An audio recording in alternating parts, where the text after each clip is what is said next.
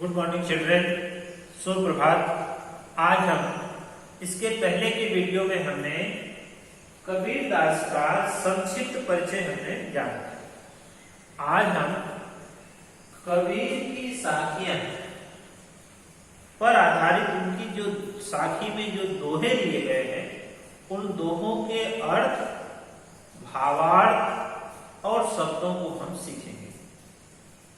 पहला जो दोहा कबीरदास ने लिखा है कि जात न पूछो साधु की पूछ लीजिए ज्ञान।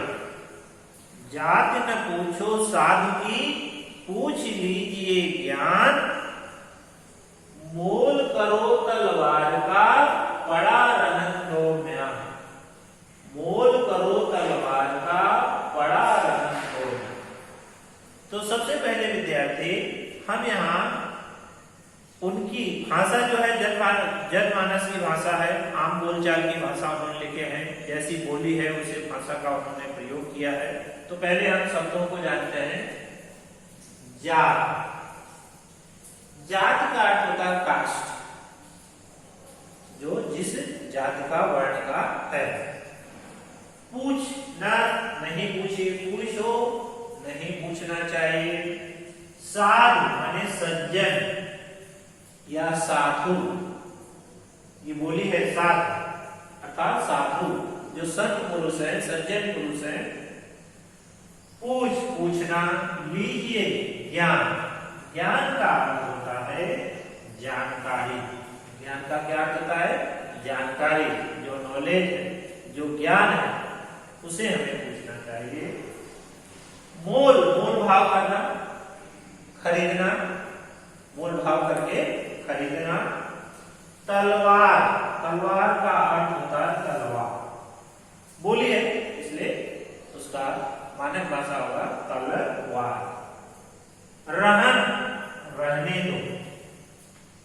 म्यान, म्यान का जिसमें तलवार रखी जाती है। तो यहां हमने सभी शब्दों के अर्थों को हमने जाना। अब इसका प्रसंग होगा, प्रसंग को लिखने के लिए इस साखी में कवि, इस साखी के कवि कबीरदास हैं। इस साखी के कवि कबीरदास जी हैं।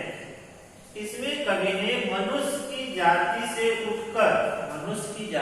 उठकर उनके गुणों की परख पर ध्यान देने के लिए कहा।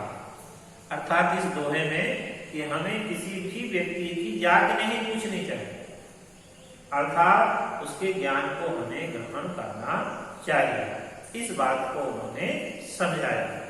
इसमें कबीरदास जी कहते हैं कि हमें सज्जन पुरुषों की उनकी जाति नहीं पूछनी चाहिए, अपितु उनका ज्ञान देखना चाहिए। वो कितने ज्ञानवान हैं, कितना नॉलेज है उनके पास, वो ज्ञान हमें उनको परखना चाहिए। अर्थात मनुष्य को उसकी जाति के आधार पर नहीं, उनके ज्ञान के आधार पर परखना चाहिए कि व्यक्ति कौन सी जाति का, वो कोई महत्व नहीं रखता, परंतु वह कितना ज्ञानवान है, कितना बुद्धिजीवी है, इस बात पर उसकी परख होनी चाहिए, उसकी जांच होनी चाहिए।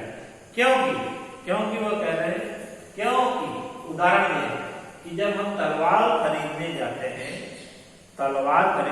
हैं तो ऊपरी आवरण अर्थात म्यान को हम नहीं देखते, म्यान को हम नहीं देखते, हम उसकी तलवार की धार को देखते हैं कि तलवार कितनी पहनी है, कितनी मजबूत है।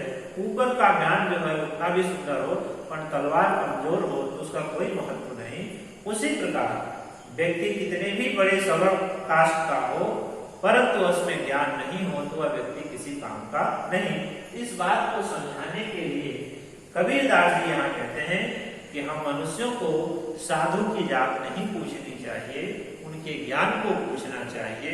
अब तो ज्ञान ही महत्वपूर्ण है।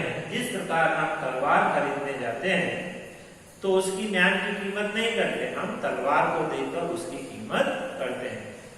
इस दोहे के अंतर्गत कबीरदास जी मनुष्य के ज्ञान के आधार पर परखने की बात कही गई है, अर्थात ज्ञान की परख, गुणों की परख पर ध्यान कही गई।